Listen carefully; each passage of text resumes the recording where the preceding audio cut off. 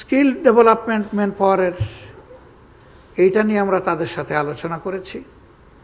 আমরা একমত হব সবাই যে প্রায় 2.25 কোটি বাংলাদেশি প্রবাসে তারা অবস্থান করেন। এর মধ্যে কিছু আছেন প্রবাসী, কিছু আছেন নিবাসী। প্রবাসী আমরা পিওরলি তাদেরকে বলি যারা তাদের ডেফিনিট অ্যাসাইনমেন্ট হোক সেটা বিজনেস, লেখাপড়া অথবা কোনো পেশা, এটা শেষ করে তারা দেশে ফিরে আসতে বাধ্য। ওই দেশে তাদের নাগরিকত্ব পাওয়ার অথবা পার্মানেন্ট রেসিডেন্সি পাওয়ার কোনো সম্ভাবনা নেই। কাজেই তারা তাদের আপন দেশেই ফিরে আসেন। এই যারা যান তাদের সংখ্যাই সবচেয়ে বেশি। এই সংখ্যাটা হচ্ছে 80%। বাকি যে 20% আছে তারা আইদার নাগরিকত্ব পেয়েছেন অথবা পাওয়ার প্রক্রিয়ায় তারা আছেন। 80% এই মানুষ যারা বৃহত্তর অংশ, তাদের আবার 90% হচ্ছে অদক্ষ শ্রেণীর শ্রমিক। এখানে সমস্যা দুটো।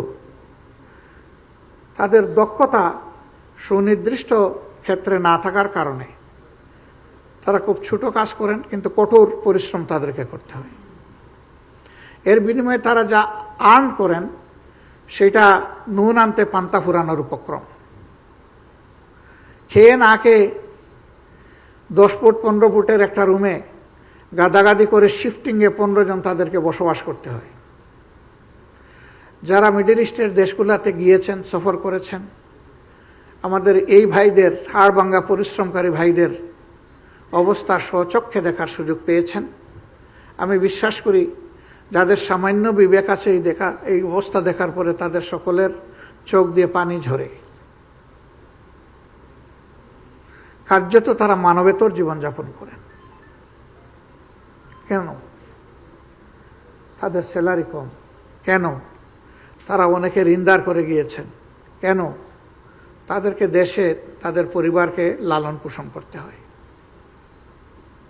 ছেলে মেয়েদের লেখাপড়া, বৃদ্ধ মা বাবার চিকিৎসা, ভরণ পোষণ, অন্যান্য সদস্যদের স্বাভাবিক জীবনযাপন, এর পুরা লোড তাদেরকে নিতে হয়।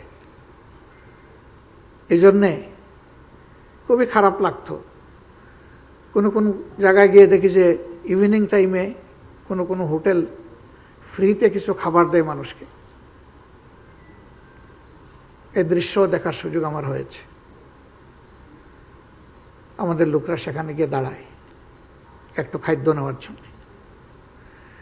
কিন্তু এই লোকটাই যদি দক্ষ শ্রমিক হিসাবে বিদেশে যেত, তাহলে যে পরিমাণ সে উপার্জন করছে তার 3 গুণ তার পক্ষে সহজে উপার্জন করা সম্ভব, এবং হাড়ভাঙ্গা পরিশ্রমের পরিবর্তে সে মানবিক পরিশ্রমে তার শ্রমটাকে নিয়োগ করতে পারত, যেটা অন্য দেশ এবং জাতির এরকম যারা দক্ষ শ্রমিক যায় তারা এই বেনিফিটটা পায়।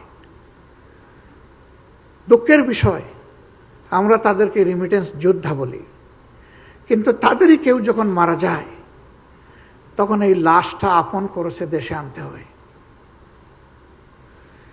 এই যারা নুন আনতে পান্তা ফুরায়, মুখের গ্রাস স্যাক্রিফাইস করে দেশে পাঠায়, তারা কিন্তু এখানে মারা যাবে আর তার লাশ দেশে আনার জন্য কিছু টাকা সঞ্চয় করে রাখতে হবে, এটা কেউ চিন্তা করে না। সে তো গিয়েছে আবার তার আপনজনের কাছে সুস্থ আলোতে ফিরে আসবে এই আশায়, কিন্তু মারা যাওয়ার পরে লাশ নিয়ে টানাটানি ধাক্কাধাক্কি হয়। হ্যাঁ, যদি সে একজন দক্ষ শ্রমিক হতো, সে এবং তার পরিবার কারো দিকে তাকাতো না। তাদের ন্যাচারাল এবিলিটি বিল্ড আপ হয়ে যেত। আমরা তাদেরকে বলেছি, তোমাদের অভিজ্ঞতার জায়গা থেকে বন্ধু রাষ্ট্র হিসাবে আমাদেরকে এই জায়গায় দুটো সাহায্য করো।